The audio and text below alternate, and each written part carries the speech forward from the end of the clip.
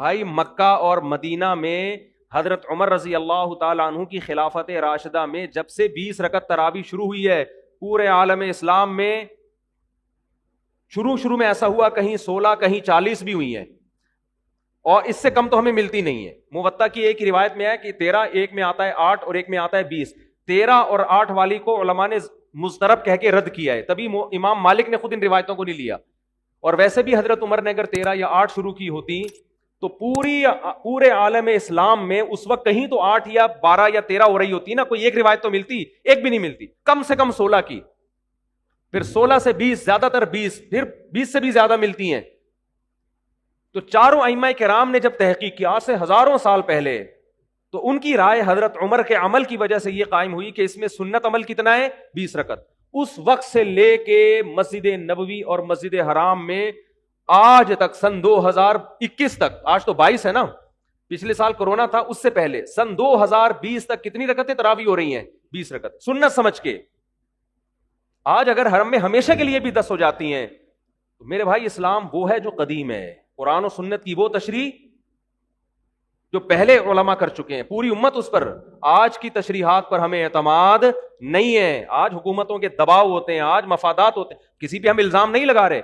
آج بعض دفعہ سوچنے میں غلطی کرتا ہے انسان، قرآن و حدیث کا اپنی طرف سے مفہوم مراد لے رہا ہوتا ہے۔ ہمارے اہل حدیث بھائی عام طور پر صحیح بخاری کی حدیث پیش کرتے ہیں کہ نبی صلی اللہ علیہ وسلم رمضان غیر رمضان میں 8 رکعت سے زیادہ نہیں پڑھتے تھے۔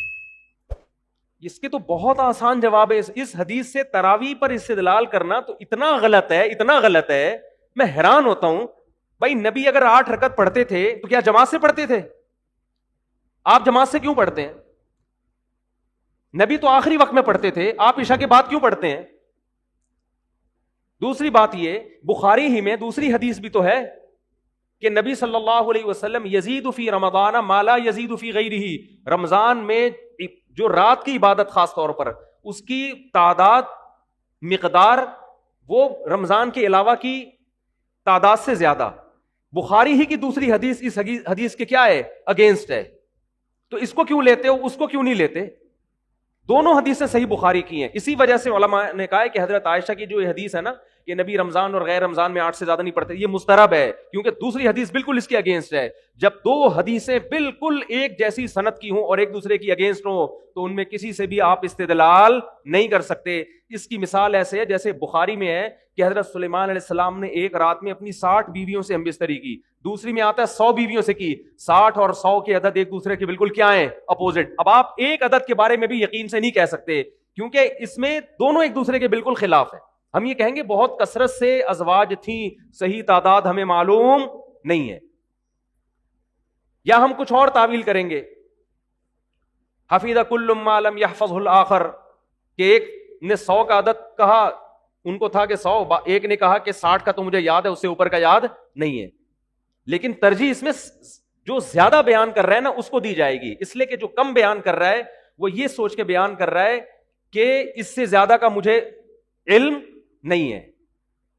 تو یہاں حضرت عائشہ جو 8 رکعت والی حدیث بیان کرتی ہیں، اور پھر نبی سے ہی منقول ہے بخاری میں ہی کہ رمضان میں تعداد، مقدار زیادہ ہوتی تھی، اس سے پتہ چلتا ہے یہ 8 سے زیادہ۔ یہ تو اگر ہم بخاری کی اس حدیث کو تراویح پہ فٹ کر لیں تو میں بیان کر رہا ہوں، تو بھی 8 رکعتیں ثابت نہیں ہوتی، بلکہ بخاری ہی میں اس کے اگینسٹ دوسری حدیث موجود ہے۔ لیکن حقیقت یہ ہے کہ اس کا تراویح کی نماز سے کوئی تعلق نہیں ہے، کوئی تعلق نہیں ہے اس کا تراویح کی نماز۔ تراویح کی نماز کا جس حدیث سے تعلق ہے نا وہ بخاری کی حدیث ہے جس میں حضرت عائشہ فرماتی ہیں نبی صلی اللہ علیہ وسلم مسجد نبی میں نکلے اور آپ نے 3 دن نماز پڑھائی، بہت بڑی تعداد تھی۔ اس کے بارے میں وہ کتنی رکعتیں تھیں اس کے بارے میں ہمارے پاس کوئی صحیح حدیث واضح موجود نہیں ہے۔ ایک ضعیف حدیث ہے کہ 20 رکعتیں تھیں۔ علماء نے کہا کہ ضعیف حدیث اگر کسی صحیح دوسری روایت سے اس کی تائید ہو جائے یا تعامل امت سے اس کی تائید ہو جائے تو پھر اس میں ضعف ختم ہو جاتا ہے۔ تو ضعیف ہونے کے باوجود حضرت عمر اور اسلاف کا جو عمل تھا جو عالم اسلام میں پھیل چکا تھا، کیونکہ حضرت عمر رضی اللہ تعالی عنہ نے جب تراویح شروع کی ہے نا تو ائمہ کرام یہ کہا کرتے تھے کہ ما رأیت عمر مبتدعا، ہم حضرت عمر کو بدعتی نہیں سمجھتے۔ حضرت عمر نے ایک کام کیا تو یہ ہو نہیں سکتا کہ نبی سے اس کی اصل نہ ملے، یہ ہو نہیں سکتا کہ نبی سے اس کی اصل۔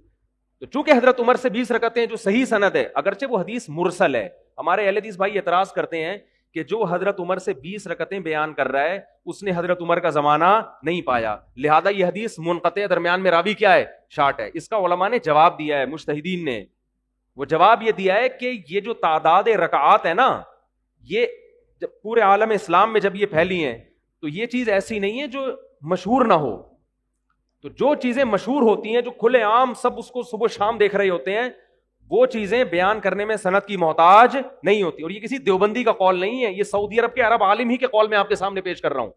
سعودی عرب میں آج سے چند سال پہلے 20 رکعتوں کو ختم کرنے کی جب کوشش کی تو مدینہ یونیورسٹی کے جو چانسلر تھے عطیہ سالم، انہوں نے کتاب لکھی کہ 1000 سال سے زیادہ مکہ مدینہ میں 20 رکعت تراویح ہو رہی ہے۔ اس کا انہوں نے اس میں جواب دیا ہے کہ یہ جو حضرت عمر سے 20 رکعتیں منقول ہے نا، حدیث مرسل کہتے ہیں راوی اپنے سے اوپر کے راوی کا نام حذف کر دے، انہوں نے کہا اس کے مرسل ہونے سے حدیث ضعیف نہیں ہوگی، کیونکہ یہ چیزیں شہرت کی بنا پر بیان کی جاتی ہیں۔ تراویح کوئی بند کمرے میں چھپ کے تھوڑی ہو رہی تھی، ساری دنیا دیکھ رہی تھی کتنی رکعتیں ہو رہی ہیں۔ تبھی محدثین نے، علماء نے، فقہا نے جو فتویٰ دیا نا 20 رکعتوں کا، تو ان میں سے کسی نے بھی یہ نہیں کہا کہ ہمارے پاس صحیح سند سے یہ بات پہنچی، انہوں نے کہا شہرت ہے اس کی۔ امام شافعی سے پوچھا، امام شافعی سے، کہ آپ کے پاس تراویح کے سنت ہونے کی کیا دلیل ہے؟ انہوں نے کہا سارے مکہ والے 20 رکعتیں پڑھ رہے ہیں۔ تو یہ جو تواتر سینہ بسینہ چلا آ رہا ہے نا حضرت عمر کے دور سے، یعنی حرم میں 20 رکعتیں ہوتی چلی آ رہی ہیں، تو امام شافعی نے اس عمل سے استدلال کیا، حالانکہ امام شافعی کا زمانہ تو بہت قدیم ہے۔ امام بخاری کے استاذ تھے امام احمد کے استاذ ہیں امام شافعی، امام شافعی کے استاذ ہیں امام محمد اور امام مالک، اور امام مالک سے اوپر کا درجہ تابعین کا شروع ہو جاتا ہے۔ 2 صدی ہجری کی بات کر رہا ہوں میں آپ کے سامنے، اسلام آئے ہوئے دنیا میں 100 سال ہوئے ہیں۔ 100 سال کے بعد امام شافعی کیا کہہ رہے ہیں؟ ہم مکہ میں لوگوں کو کتنی پڑھتے ہوئے پا رہے ہیں؟ 20 رکعتیں۔ مکہ سے کتنا دور ہے کوفہ اور بصرہ، جہاں حضرت علی کی خلافت قائم ہوئی تھی، وہاں عبداللہ بن مسعود کتنی پڑھ رہے تھے؟ 20 رکعتیں۔ ان کے شاگرد ان سے یہی نقل کرتے چلے آ رہے ہیں۔ تو اتنی بڑی تعداد جب ایک چیز پر جمع ہو گئی، اور پھر علامہ شامی نے آج سے 150-200 سال پہلے لکھے پوری روئے زمین پر کہیں بھی 20 رکعت سے کم 1 رکعت بھی نہیں ہو رہی، تو کیا علامہ شامی کے دور میں امت گمراہی پہ جمع ہو گئی تھی؟ حالانکہ صحیح حدیث میں ہے کہ میری امت گمراہی پہ کبھی جمع نہیں ہو سکتی۔ تو ہم آپ سے مطالبہ کرتے ہیں کہ اگر آپ صحیح بخاری کی اس 8 رکعت والی حدیث کو کہتے ہو نا کہ وہ اصل ہے، تو پہلا سوال یہ ہے کہ وہ انفرادی پڑھی گئی ہے، آپ جماعت سے کیوں پڑھتے ہو؟ آپ رکعتیں نبی سے لے رہے ہو، جماعت کس سے لے رہے ہو؟ حضرت عمر سے، یہ غلط ہے۔ نمبر 2، وہ رات کے آخری حصے میں پڑھی گئی ہیں، آپ کب پڑھ رہے ہو؟ عشاء کے فوراً بعد پڑھ رہے ہو۔ بعض لوگ یہاں یہ بھی کہتے ہیں کہ نفل نماز ہے، اس میں کوئی عدد متعین نہیں ہے، جتنی چاہے پڑھ لو۔ خوب سمجھ لیں، نفل نماز میں جماعت لوگوں کو اکٹھا کر کے پڑھنا یہ جائز نہیں ہے، جب تک آپ کے پاس اس کا ثبوت نبی صلی اللہ علیہ وسلم سے صراحتاً یا دلالتاً نہ ہو۔ صراحتاً کا مطلب نبی سے سند ہو، دلالن کا مطلب صحابہ نے کیا ہو، صحابہ کا عمل یہ بتا رہا ہو کہ نبی نے کیا ہوگا۔ بعض چیزیں صراحتاً ہوتی ہیں، بعض کیسے ہوتی ہیں؟ دلالتاً۔ دلالتاً کا مطلب یہ ہوتا ہے کہ جیسے ہم نے اپنی آنکھوں سے تو نہیں دیکھا، سورج کی روشنی دیکھ کر یقین ہو رہا ہے کہ سورج نکلا ہوا ہے، تو صحابہ کا عمل دیکھ کر یقین ہو گیا کہ یقیناً نبی نے یہ عمل کیا ہے، اس کو کہتے ہیں دلالتاً۔ تو نبی صلی اللہ علیہ وسلم، ہاں لوگ یہ کہتے ہیں کہ بھائی کوئی عدد متعین نہیں ہے، جتنی چاہے پڑھ لو، اور ہم 8 اس لیے پڑھتے ہیں کہ لوگوں نے 20 کو سنت قرار دے دی ہے، تو جتنی چاہے پڑھ لو۔ خوب سمجھ لیں، عبادت توقیفی ہوتی ہے، ان میں اپنی رائے کا دخل نہیں۔ توقیف کا مطلب یہ ہے کہ جن کیفیات کے ساتھ جس طرح منقول ہے اس میں آپ اپنی طرف سے کانٹ چھانٹ نہیں کر سکتے۔ میں نے ایک دفعہ یہ بیان کیا تھا کہ نفل نماز اس طرح لوگوں کو مسجد میں جمع کرنا جماعت کے ساتھ یہ جائز نہیں ہے، تو جتنی رکعتوں کا ثبوت ہوگا اتنی جائز ہوں گی، اس سے زیادہ کی اجازت نہیں ہوگی، نہ اس سے کم کی ہمیں اجازت۔ کم کی اجازت کا مطلب اس سے کم کو سنت قرار دینا۔ سنت سمجھ کے کوئی چھوڑ دیتا ہے ایک الگ بات ہے، پورے رمضان ہی نہیں پڑھتا لیکن اس عدد میں تبدیلی نہیں کر سکتا وہ۔ تو لوگوں نے نا اس پہ کمنٹ میں بڑا مذاق اڑایا کہ لو بھائی نیا فتویٰ آ گیا۔ تو میں ان لوگوں سے پوچھتا ہوں، اگر یہ جائز ہے تو عید کی رات بھی کر لو نا یہ کام بھائی۔ اگر یہ تہجد ہے اور جماعت کے ساتھ جائز ہے تو آپ عید کی رات کر لیا کرو، پھر اگلے دن بھی کر لیا کرو۔ یہ کیا بات ہے کہ چاند نظر آیا جتنی رکعتیں تراوی کی تھیں وہیں چھوڑ کر مارکیٹ سے کیا ہو گئے؟ شارٹ ہو گئے. کیوں؟ اب اس کو جماعت سے پڑھنا, اس نفل نماز کو اس طریقے سے, یہ عمل کیا بن جائے گا؟ بدعت. تو اس کے لیے ثبوت چاہیے, جتنی رکعتوں کا ثبوت ہوگا اتنی ہی سنت ہوں گی, اس سے کم کوئی سستی کی وجہ سے نہ پڑھے ایک الگ بات ہے. جیسے ظہر سے پہلے 4 سنتیں سنت ہیں, اس میں 2 کو سنت نہیں کہہ سکتے. ہاں کوئی سستی کی وجہ سے پوری 4 چھوڑ دے یا 2 پڑھ لے, وہ اس کا اپنا مسئلہ ہے. تو تراوی کوئی 10 پڑھ لے, کوئی 8 پڑھ لے, کوئی 4 پڑھ لے, کوئی 16 پڑھ لے, یہ اس کا اپنی ٹینشن ہے. سنت عدد وہ 4 کو یا 8 کو یا 12 کو یا 16 کو نہیں کہہ سکتا. سنت عدد اتنی کو کہے گا جتنی خلفائے راشدین سے منقول ہیں.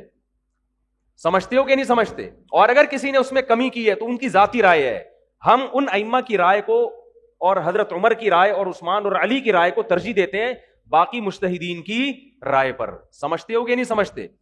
تو اور ایک اہم ترین بات میں نے یہ بھی بیان میں کہا تھا, یہ جو مسلک پرست لوگ ہوتے ہیں نا, مسلک پرست, یہ کیا کرتے ہیں؟ یہ خود بہت شخصیت پرست ہوتے ہیں. ان کے خلاف کوئی بھی دلیل جاری ہوگی نا, ایک تو غصے سے ان کے منہ سے جھاگ نکلنا شروع ہو جاتا ہے. کبھی تسلی سے جواب دینا, جو سوال پوچھا جائے بات کو کیا کر دیتے ہیں؟ گھما دیتے ہیں.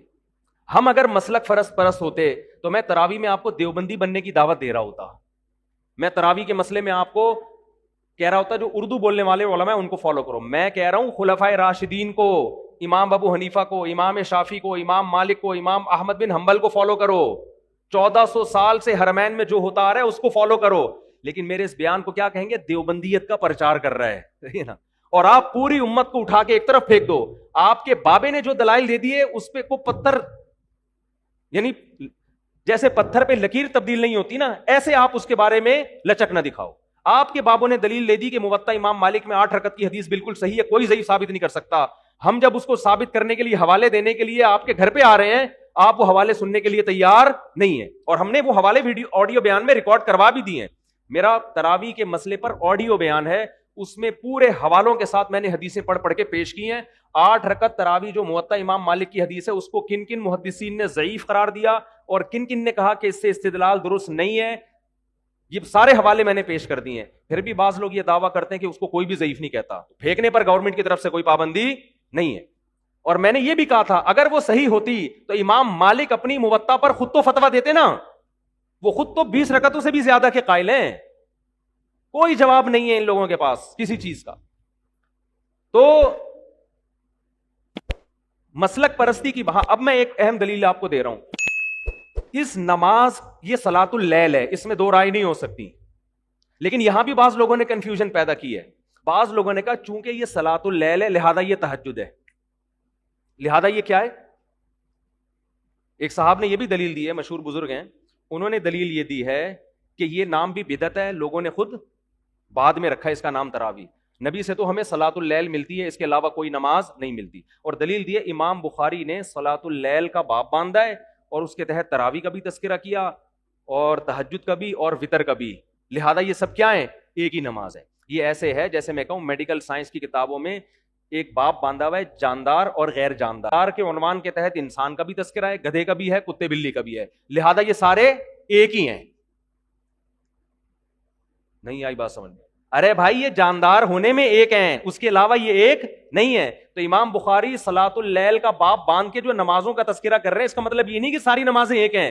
تبھی تو ان کو الگ الگ نام دیا گیا ہے. وتر کو الگ نام دیا ہے, تہجد کو الگ نام دیا ہے, تراوی کو الگ نام اگرچہ بعد میں دیا گیا ہے, مگر دیا اس لیے گیا ہے کہ اس کی کیفیات اور اس کے پڑھنے کا طریقہ عام تہجد سے جدا ہے. عام تہجد سے جدا ہے, اس لیے اسلاف نے ہی اس کو تراوی کا نام دیا. یہ علماء دیوبند نے نام نہیں دیا, یہ حدیث کی کتابوں میں نام موجود ہے. آپ کہہ سکتے ہیں جب نبی نے نام نہیں دیا تو ہم نام کیوں دیں اس کو الگ سے؟ ہم اس لیے نام دیں گے کہ اسلاف نے جب ہماری آسانی کے لیے ایک نام دے دیا تو ہمیں بھی اس میں آسانی ہے. تو گورنمنٹ نے نام دینے پر کوئی پابندی نہیں لگائی, نہ اللہ نے. اور بہت ساری ہمیں مثالیں ملتی ہیں کہ نبی نے نام نہیں دیا مگر بعد میں فقہا نے نام دیا اور ہم نے بھی اس کو نام دے دیا. فجر سے پہلے کی 2 سنتیں, اس کو سنت مؤکدہ کہا جاتا ہے کہ نہیں کہا جاتا؟ کوئی حدیث دکھا دو کہ نبی نے اس کو 2 سنت مؤکدہ کہا ہو. بلکہ نبی کی جو حدیثوں میں ملتا ہے رکعت الفجر, فجر کی 2 رکعتیں. اب کوئی آپ سے پوچھے میں آپ کیا کر رہا ہوں, میں فجر کی 2 رکعتیں پڑھ رہا ہوں, تو اگلا سمجھے گا فرض پڑھ رہا ہے شاید. آپ کے نہیں میں کیا کر رہا ہوں, سنت. آپ کو وہ نام دو جو حدیث میں ہے, اس کو فجر کی 2 رکعتیں بولو, سنتیں نہ بولو بھائی کنفیوژن ہو رہی ہے کہ 2 رکعت سے فرض مراد ہے یا سنت, تو ہم نے اس کو الگ, یہ سنت کا لفظ بھی حدیث میں نہیں ہے.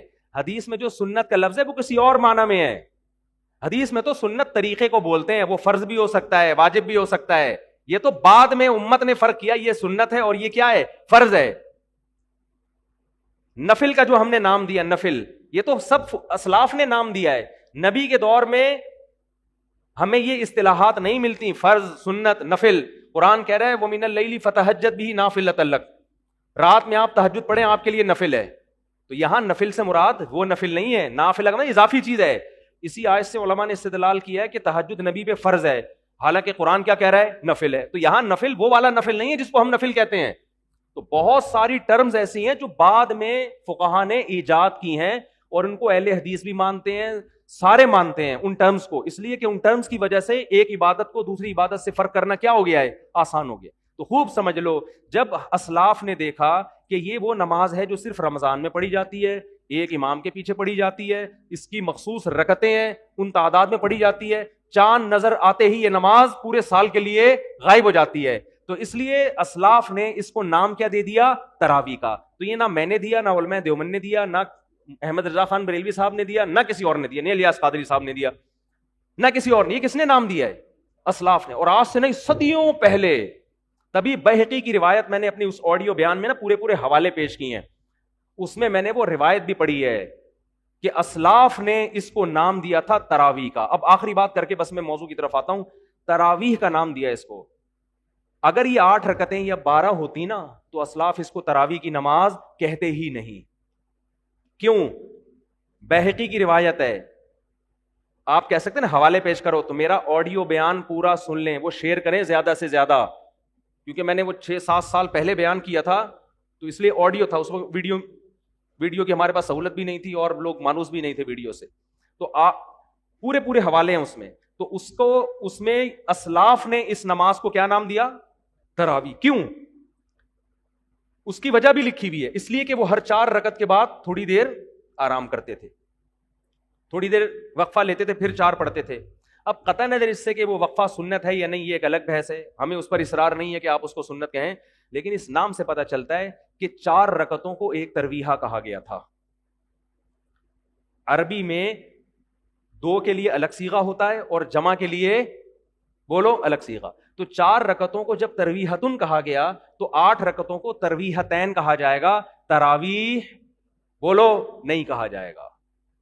اس سے پتا چلتا ہے کہ اسلاف کے دور میں کوئی ایک مسجد بھی ایسی نہیں تھی جہاں 8 یا 10 رکعتیں, کیونکہ 10 رکعتوں کو بھی تراویح نہیں کہہ سکتے, کوئی ایک مسجد بھی روئے زمین پہ ایسی نہیں تھی, ورنہ وہ اس کو یہ نام نہ دیتے. تو تراویح یہ جمع اقصا ہے.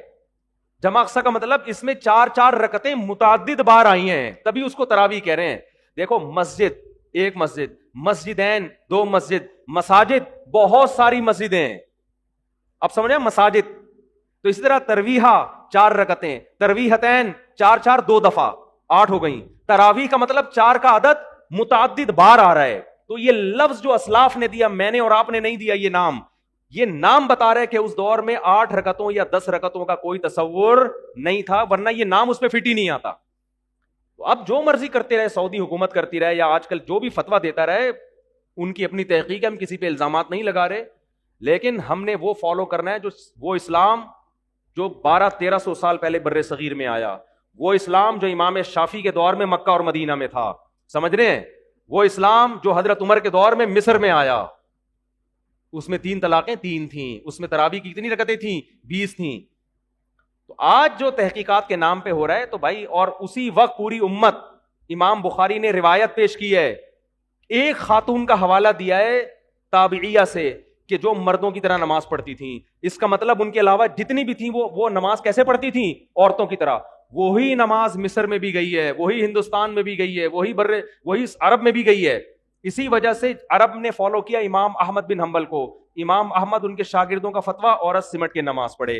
امام شافعی کو فالو کیا ملیشیا انڈونیشیا نے. ملیشیا انڈونیشیا والے, ان کا جتنے قدیم علماء ہیں, آج کا ملیشیا نہیں, آج کا انڈونیشیا نہیں, صدیوں سے جو ملیشیا میں اسلام آ رہا ہے, اور فقہ شافعی کی کتابوں میں جو لکھا ہوا ہے, عورت مردوں کی طرح نہیں بلکہ سمٹ کے نماز پڑھے گی. عرب میں بھی سمٹ کے نماز پڑھا کرتی تھی, آج سے 100 سال پہلے کا سعودیہ اٹھا کے دیکھ لو. مصر میں بھی جہاں شافی فقہ زیادہ رائج ہوا سمٹ کے نماز پڑھتی تھی. مالکی مذہب جو افریقہ کی طرف گیا ہے, امام مالک کا بھی فتویٰ ہے عورت کیسے نماز پڑھے گی, سمٹ کے. اور فقہ حنفی جہاں اسلام دوسری صدی ہجری میں بر صغیر میں آیا, وہاں بھی ساری آپ 100-150 سال پہلے, یہاں تک کہ اہل حدیث بھی دیکھ لو گے نا 150 سال پہلے, ان کے فتووں میں بھی لکھا ہوا ہے کہ عورت سمٹ کے نماز پڑھے گی. اب اگر پوری دنیا میں وہ نماز چینج ہو گئی ہے بھائی, اب اگر تو بے شک آپ اس پہ قرآن و حدیث کا کتنا اچھا لیول لگا لو, ہم اس چینج شدہ نماز کو قبول کرنے کے لیے تیار نہیں ہے, کیونکہ اب بہت کچھ چینج ہو رہا ہے. دجال آنے سے پہلے پتہ نہیں کیا کیا چینج ہو جائے گا. اب تو فتوے آئیں گے, اب تو اور کچھ دنوں میں آپ دیکھنا میری پیش گوئی ہے, چند سالوں میں شاید میرے مرنے کے بعد تراویح کی نماز ہی غائب کر دی جائے گی. وجہ اس کی ہے کہ غامدی صاحب بڑی مضبوط دلیل دیتے ہیں اپنے حساب سے کہ نبی نے 3 دن پڑھ کے جو نماز چھوڑ دی ہے, آپ اس کو پڑھ کیوں رہے ہو؟ آئی بات سمجھ میں؟ جو نماز نبی نے 3 دن پڑھ کے چھوڑ دی, آپ اس کو پڑھ کیوں رہے؟ تو ہم کیوں پڑھ رہے ہیں بھائی؟ حضرت عمر نے پڑھائی ہے وہ, تو حضرت عمر بدعتی بولو نہیں ہو سکتے. تو دین میں قرآن و سنت کے ساتھ صحابہ اور اسلاف کو مرج کرنا پڑے گا. اگر آپ نے صرف قرآن کی بات کی تو بھی گمراہ, صرف قرآن اور حدیث کی بات کی تو بھی گمراہ. قرآن حدیث اور اسلاف اس کے ساتھ ملانے پڑیں گے. اور اسلاف کا مطلب سلفی نام رکھ لینا کافی نہیں ہے, اسلاف کے فتووں کو فالو کرنا پڑے گا. آج جتنے سلفی میں نے دیکھے 3 طلاق کو ایک کہتے ہیں. قرآن میرے ہاتھ میں, اللہ کی قسم اٹھا کے کہتا ہوں, اسلاف سے ایک ضعیف سند سے دکھا دو واضح ہو کہ رخصتی کے بعد 3 طلاقوں کو کسی نے واضح لفظوں میں ایک قرار دیا ہے. اسلاف سے ایک روایت دکھا دو, میں مان لوں گا.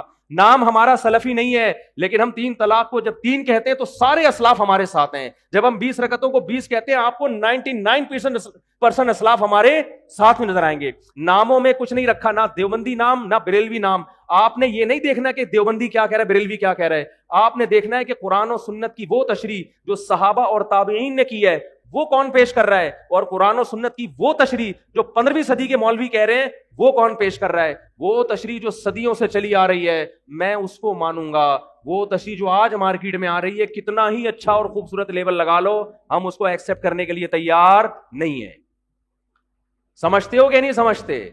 تو سمجھ جاؤ, ورنہ ایسے بے لگام ہو گئے نا, ایسے بے لگام کہ فرقے بنتے چلے جائیں گے. اس سے فرقہ واریت ختم نہیں ہوگی. آج ایک نیا فتویٰ آئے گا, کل اس سے بڑھ کر ایک نیا فتویٰ آئے گا, پرسوں پھر اور مارکیٹ میں, کیونکہ ایسا پھر بے لگام اپنے آپ کو پابند. تبھی نبی صلی اللہ علیہ وسلم نے فرمایا 73 میں جو جنتی ہوگا ما انا علیہ و اصحابی, جو میرے اور کس کے طریقے کو فالو کرے گا, صحابہ. اور صحابہ کو سمجھا تابعین نے, تابعین کو سمجھا ائمہ نے.